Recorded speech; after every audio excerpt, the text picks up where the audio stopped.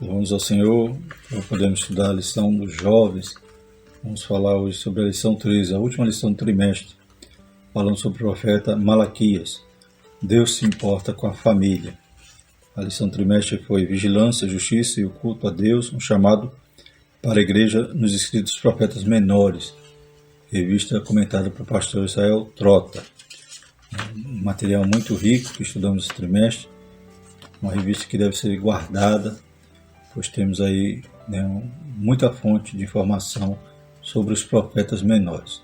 Então vamos falar hoje sobre esse profeta Malaquias, que ele vai exortar ali um povo pós-exílio, o povo de Deus que tinha voltado, já fazia mais de 100 anos que estavam agora na terra, porém já tinham construído o templo, já tinham construído os muros, porém havia ali um outro problema, surgia um outro problema que a gente já vem falando desde Ageu, havia ali o indiferentismo, as pessoas estavam fazendo a obra do Senhor de qualquer jeito, e a partir do momento que o temor falta, acaba também isso refletindo em outras áreas de nossas vidas, como veremos aqui, que vai tratar também sobre a família, sobre o casamento. O texto do dia diz: E dizeis, por quê? Porque o Senhor foi testemunha entre ti e a mulher da tua mocidade, com a qual tu foste desleal, sendo ela a tua companheira e a mulher do teu concerto. Malaquias 2, 13 e 14. Síntese diz: honramos a Deus quando cumprimos os votos do casamento e satisfazemos o ideal de Deus para a família. Então, como é que poderia o povo achar que estava servindo a Deus de forma agradável se estava descumprindo do seu compromisso, das suas alianças, inclusive relacionado ao matrimônio? Então, não tinha como oferecer uma oferta a Deus se estava maltratando, descuidando da sua família. Como diz também no Novo Testamento, aquele que não cuida dos seus, da sua família, negou a fé e é pior do que os infiéis. Então vamos falar sobre essa situação desse Israel que agora tinha passado por todo aquele castigo a respeito do cativeiro lá na Babilônia, por causa dos seus pecados, inclusive da idolatria. Mas, embora a idolatria já não era mais um problema agora, mas havia agora uma situação que continuava sendo necessário Deus levantar profeta para exortar o povo.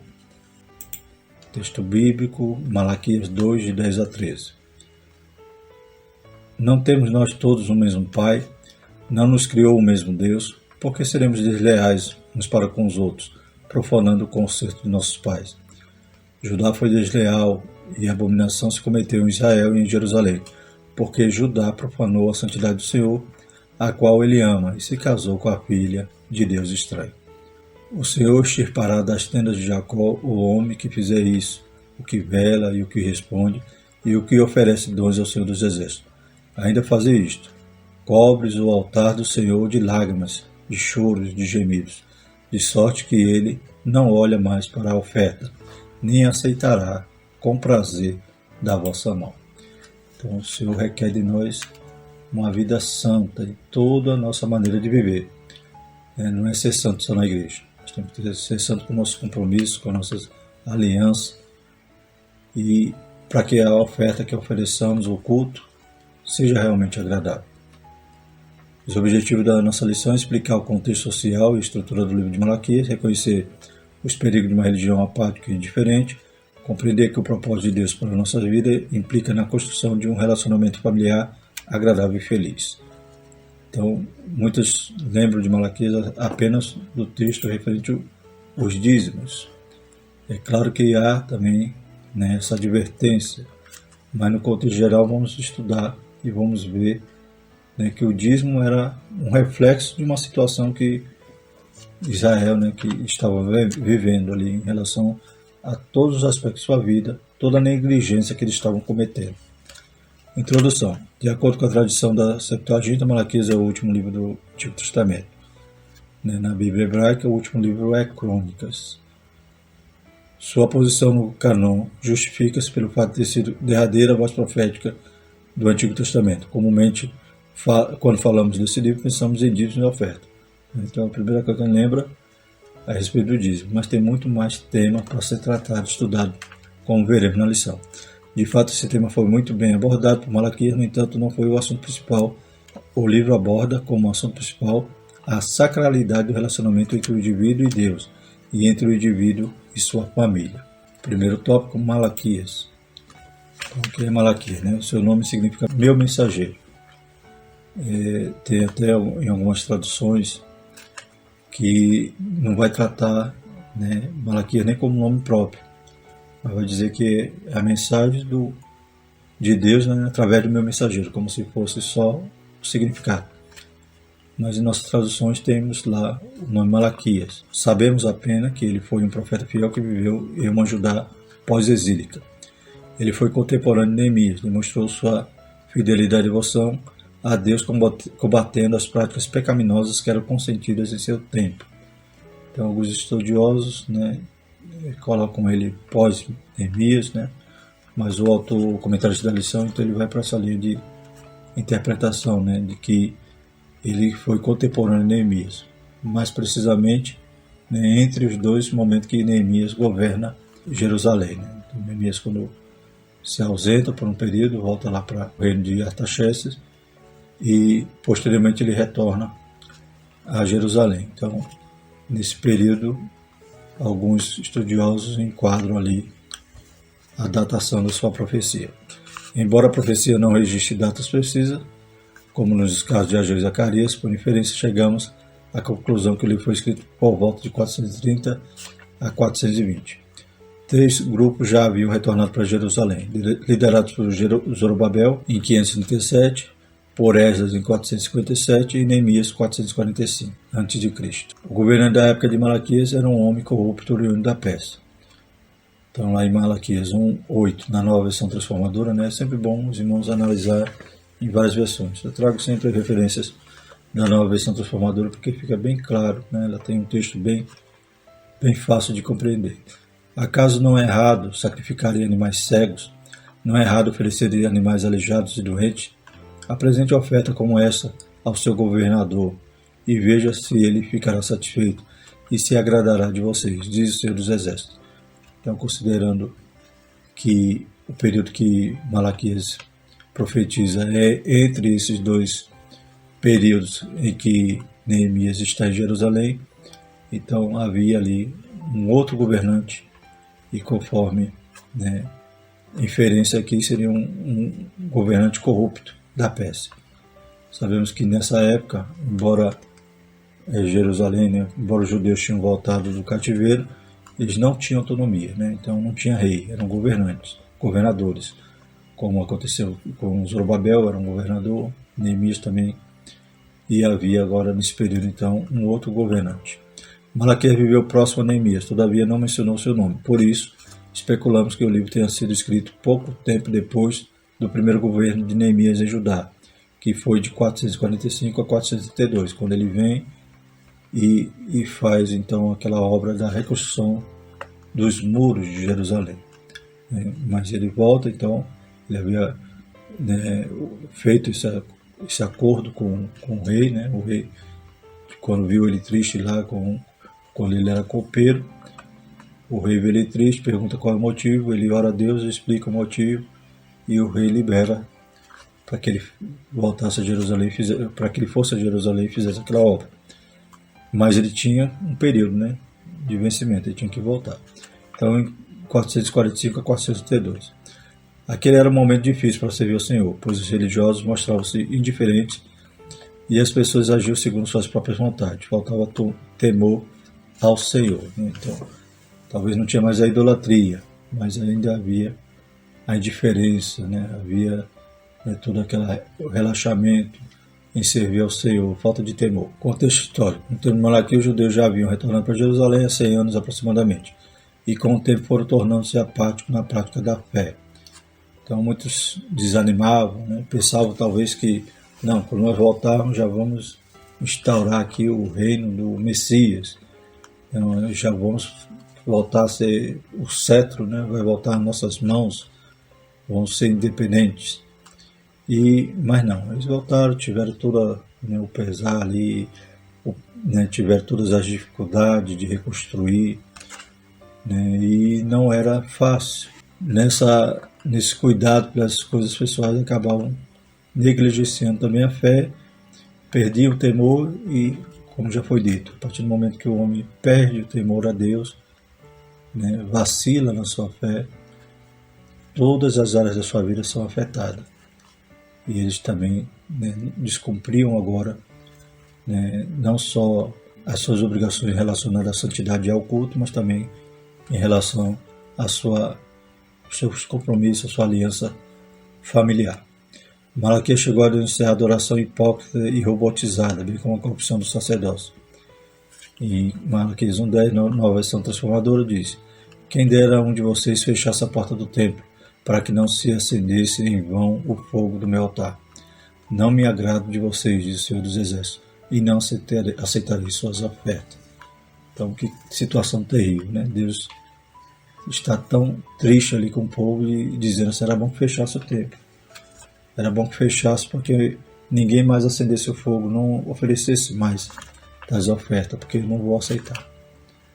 Hoje, nós mesmos que vivemos numa época, né, quase, se Deus quiser, terminando esse período de pandemia, como sofremos, né, quando as igrejas estavam fechadas.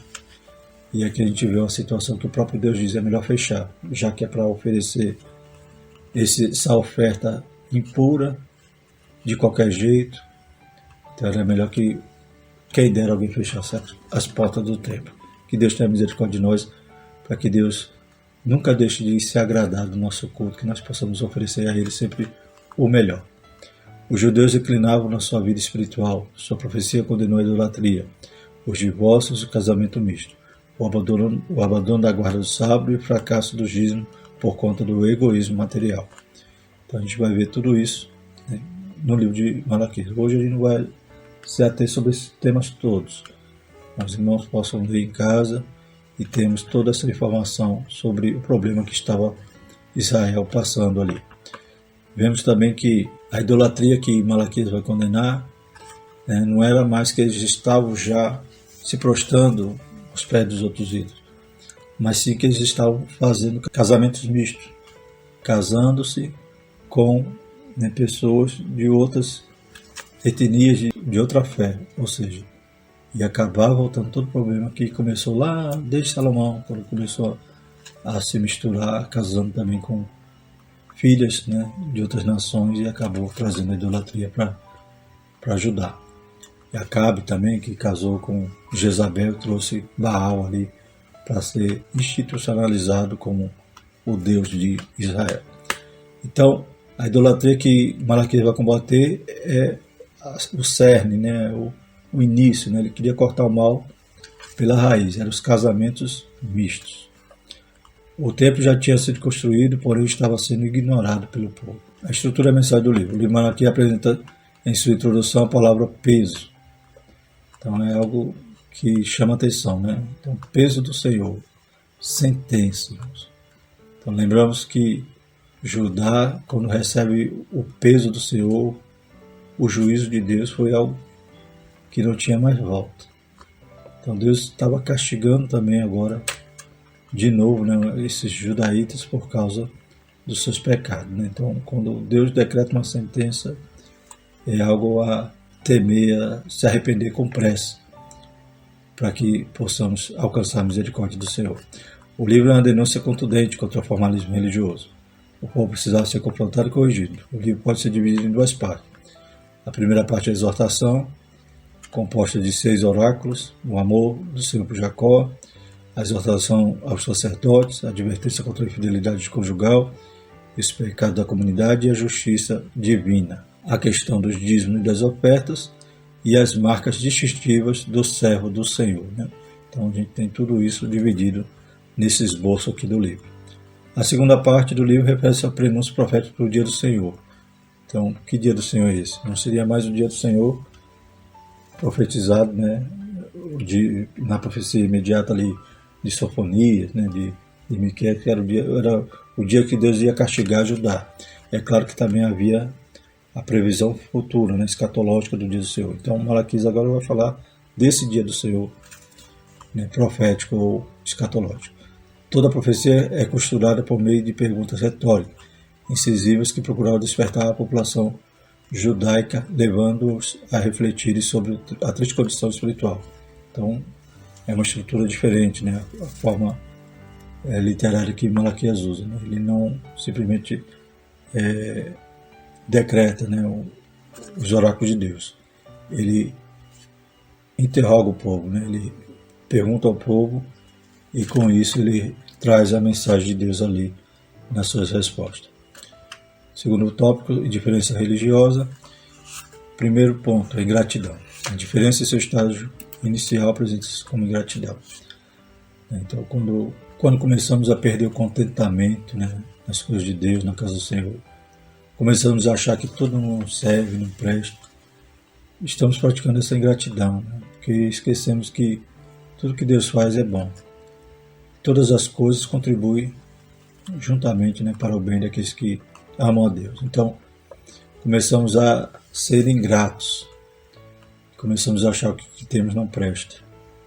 Como eles, né, eles estavam ali no momento realmente de pobreza, né, de início, ou reinício, e começaram a ser ingratos a Deus. É como os israelitas com o saíram do Egito, né, que dizia, melhor é lá a gente tinha isso, tinha aquilo, e aqui no deserto a gente vai morrer. Então, ingratidão, Deus fazendo milagre, Deus tirou o povo do cativeiro, trouxe de novo, reconstruíram o templo, reconstruíram Jerusalém, mas o povo, por passar por alguma dificuldade, né, apresentava esse sentimento de gratidão. E a ingratidão é o primeiro estágio da indiferença. O profeta declarou que o povo respondeu com ingratidão todo o amor que recebeu. Deus declarou seu amor para Israel e eles responderam com cinismo, em que nos amaste? A pergunta apresentada por Malaquias refletiu o pensamento que vigorava entre os judeus naquela época, pois estavam com seus corações duros e com a visão embaçada e turvada. Não conseguiam perceber o amor de Deus sobre eles.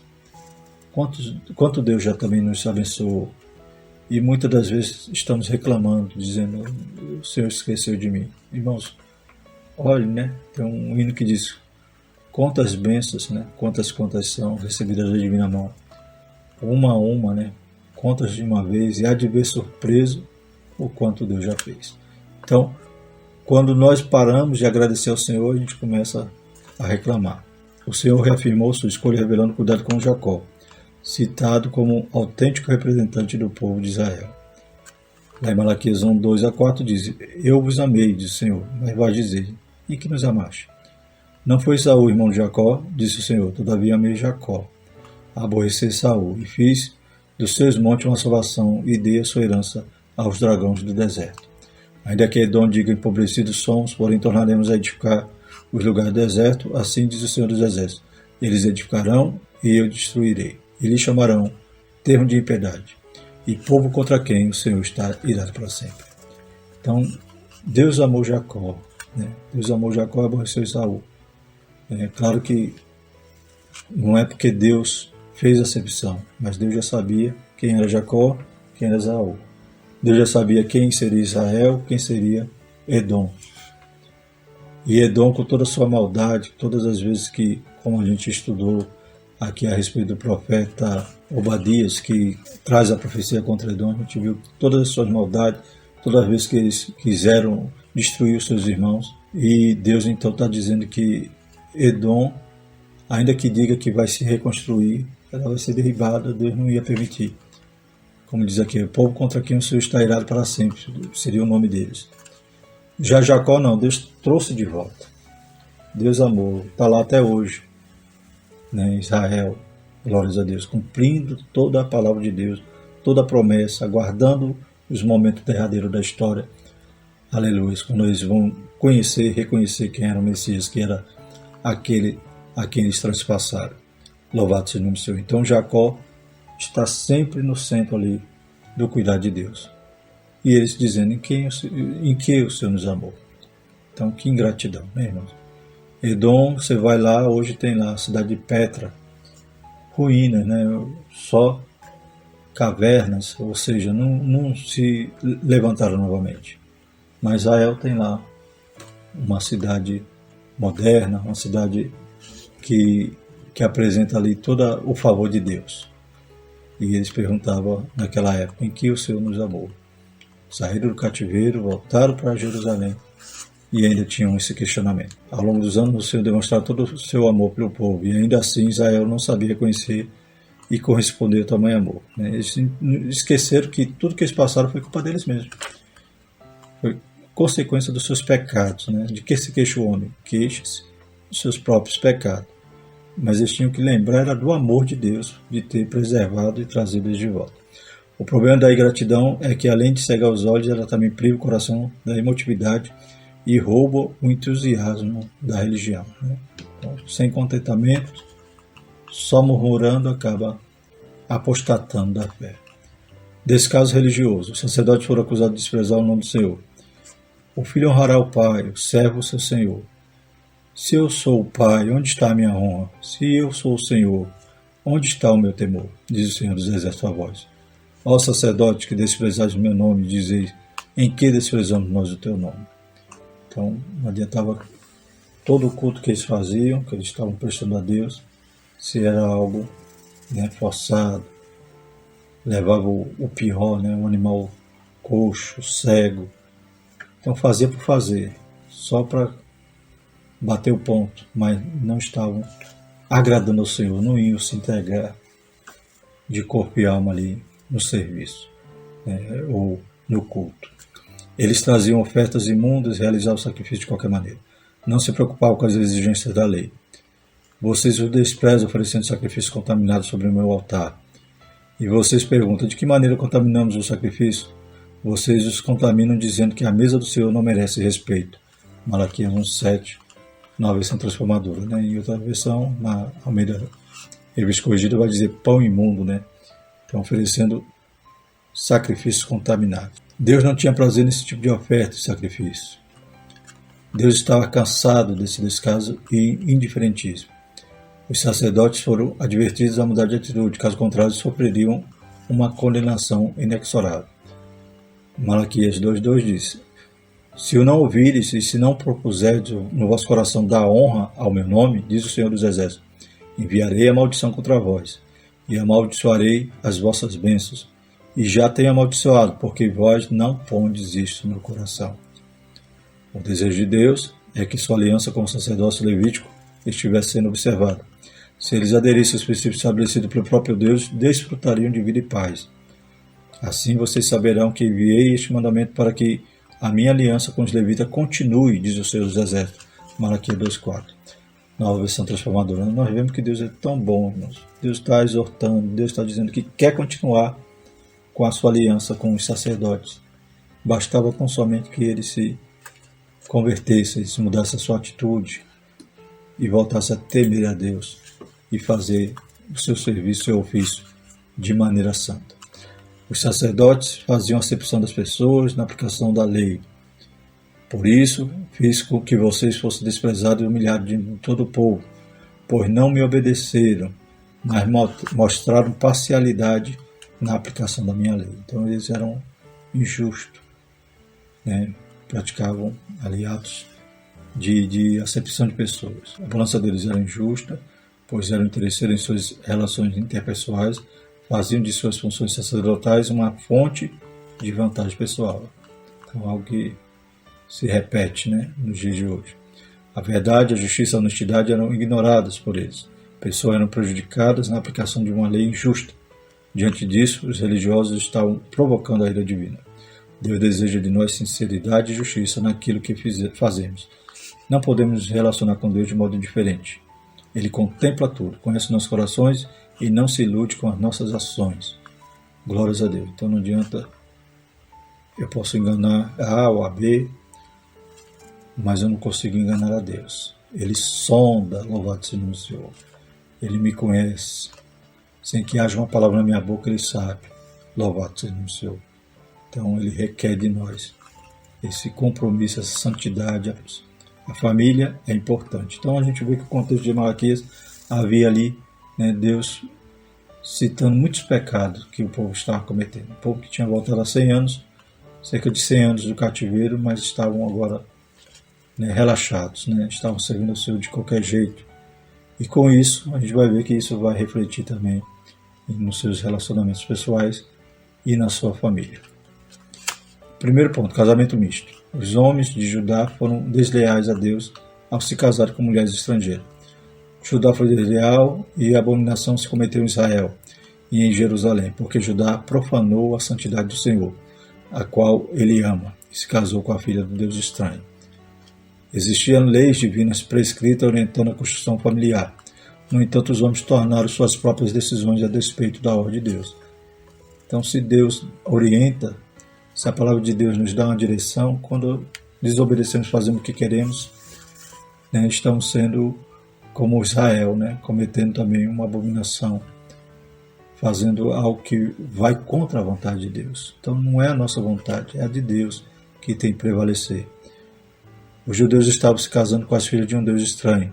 Essa questão não era racial, mas espiritual. Então não era questão de algum tipo de acepção, mas o problema era espiritual, porque sempre ia trazer, né, aquele ídolo para casa. Sempre eles iam se contaminar e a história já era, né, testemunha de todo o mal que aconteceu com isso. Então Malaquias queria cortar a idolatria ali na raiz. Não queria que isso viesse a crescer mais e mais e tornar ali, né, uma pedra de tropeço para ajudar. As mulheres de outras nacionalidades que desejavam servir a Deus eram bem-vindas entre o povo do Senhor. Esse foi o caso de Ruth. Então, quando havia uma mulher que se convertesse realmente antes, né, desse casamento, né, Deus recebia, né, Deus, como acontece com Ruth. Né? Lemos aqui em Ruth 1,16, diz o seguinte: disse, porém, Ruth, não me enche para que te abandone e deixe de seguir-te, porque aonde quer que tu fores, irei eu, onde quer que te pousares, ali pousarei eu. O teu povo é meu povo, o teu Deus é meu Deus. Né? Então Noemi está ali despedindo as noras, após perder o marido, perder os filhos. Né? Aí a Orfa beija ela e vai embora, porém Ruth não vai. Então Ruth está dizendo ali que o povo de Noemi seria o povo de Ruth. E o Deus dela também seria o seu Deus.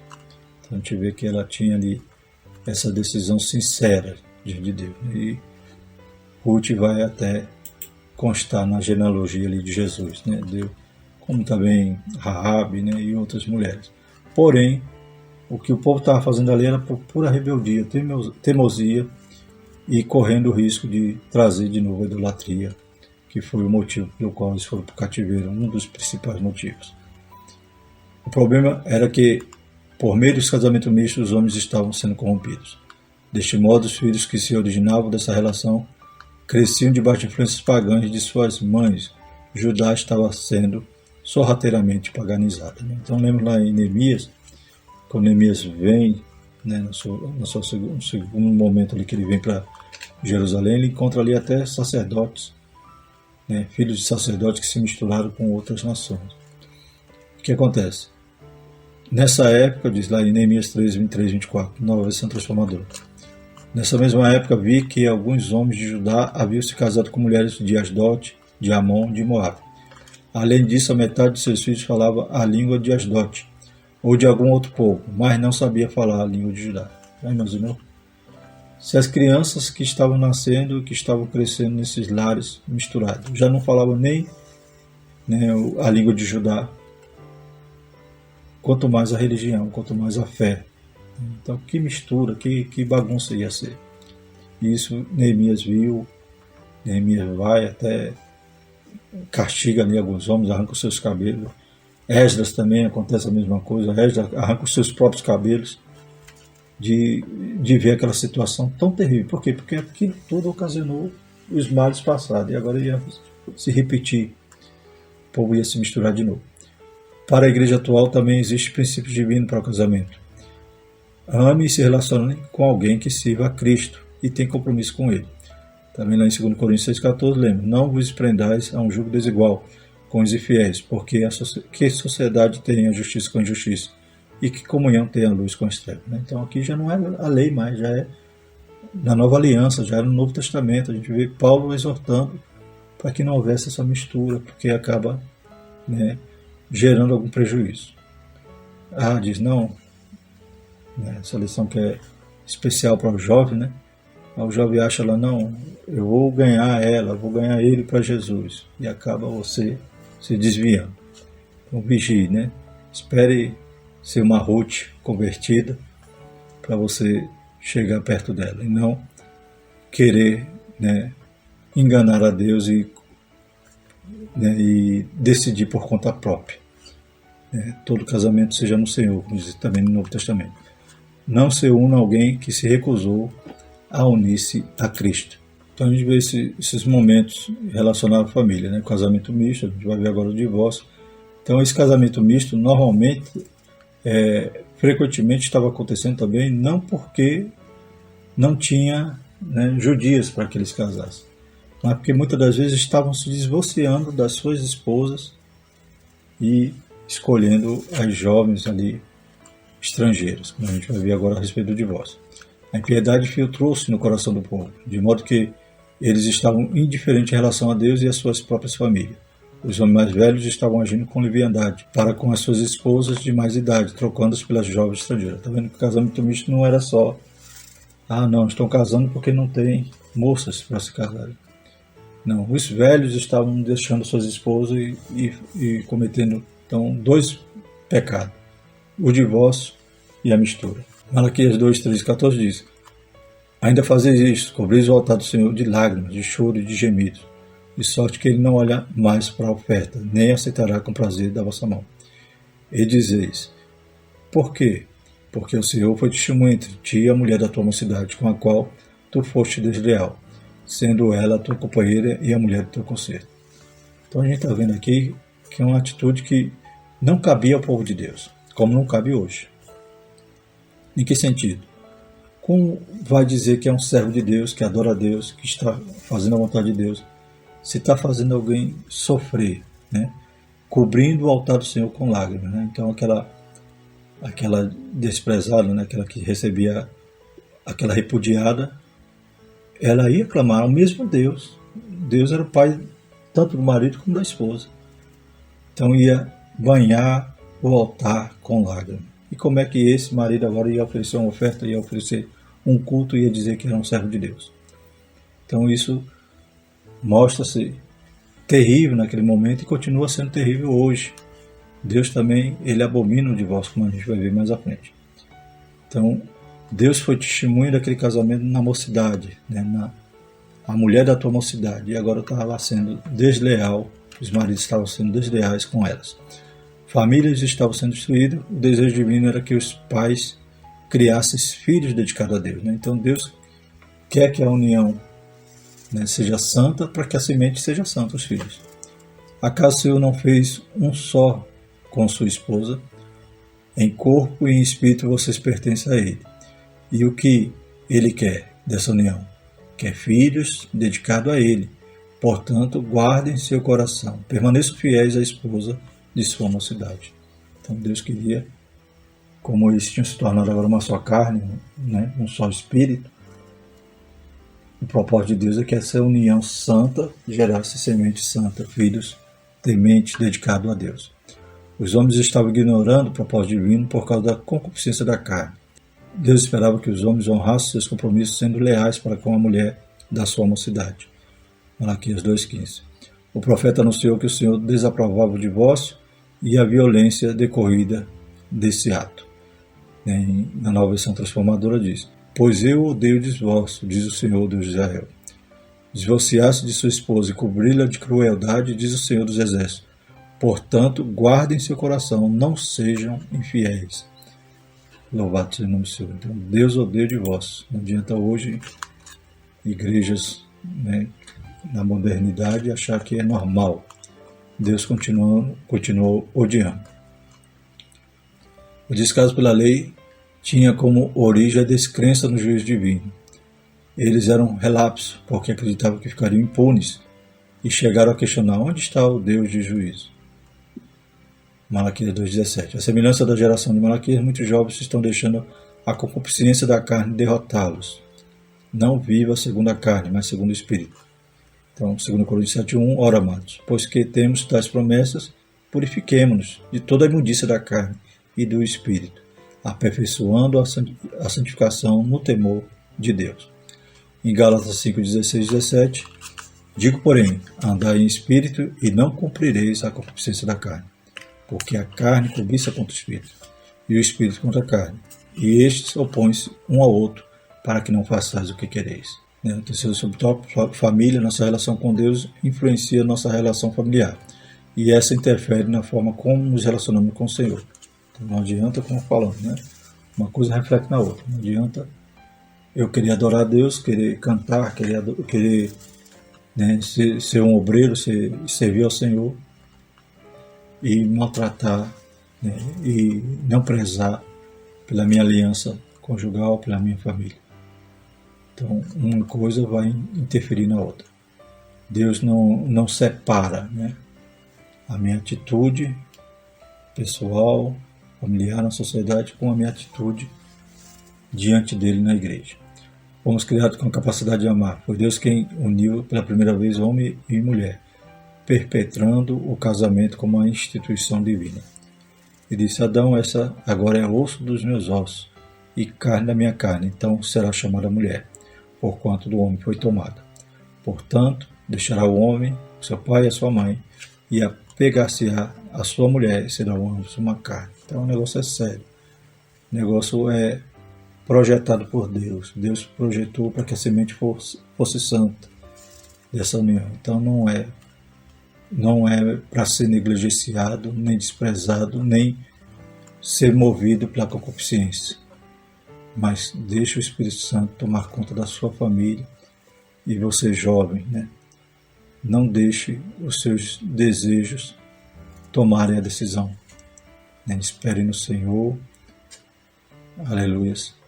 E case no Senhor, para que também a sua aliança com a tua esposa, futura esposa, seu futuro marido, possa ser reflexo de uma verdadeira adoração a Deus, para que Deus receba a tua oferta.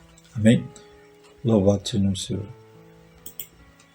Concluindo, o livro de Malaquias nos ensina que o casamento não pode ser concebido como um convênio transitório, que pode ser desfeito facilmente sem nenhum tipo de implicação espiritual, né? Como a gente vê hoje, né? No meio artístico, né? Na mídia, até no meio gospel, casamentos que duram poucos meses, né? E acha que isso aí não está gerando uma implicação espiritual. Que Deus tenha misericórdia, que o jovem não se espelhe no que o mundo pratica, mas que possa buscar na palavra de Deus direcionamento. Pelo contrário, o matrimônio deve ser idealizado como um contrato jurídico de união espiritual e ser honrado e venerado. A família é uma instituição protegida por Deus porque é resultado direto dos seus planos. Portanto, se desejarmos servir a Deus, precisamos estar dispostos a honrar a nossa família. Amém? Concluindo o trimestre, louvamos a Deus por essa riquíssima lição, né? Nosso irmão Israel Trota foi uma bênção nos trazendo esse conteúdo. Glórias a Deus. Na próxima lição vamos falar de um tema, né, urgente, tema maravilhoso, que é a volta de Cristo, né? Jesus Cristo voltará, fé e perseverança para o glorioso dia com o Senhor da Igreja. A lição 1 vai falar sobre a doutrina das últimas coisas, né? Escatologia. Bendito é o Senhor. Vamos agradecer ao Senhor. Aleluia. Maravilhoso eterno Deus. Somos gratos por esse trimestre. O Senhor possa abençoar os jovens, Pai, de maneira especial. Deus Santo, continua derramando a Tua graça, o Seu Espírito Santo sobre, Pai, todos aqueles que trabalham, Pai, em prol desse ministério da Escola Bíblica Dominical. Abençoando pastores, professores, tesoureiros, secretários, alunos, Senhor. Pai, todos de uma maneira especial. Nós te pedimos e te agradecemos. Amém. A graça do nosso Senhor e o amor de Deus e a comunhão do Espírito Santo permaneça sobre nós, hoje e sempre. Amém.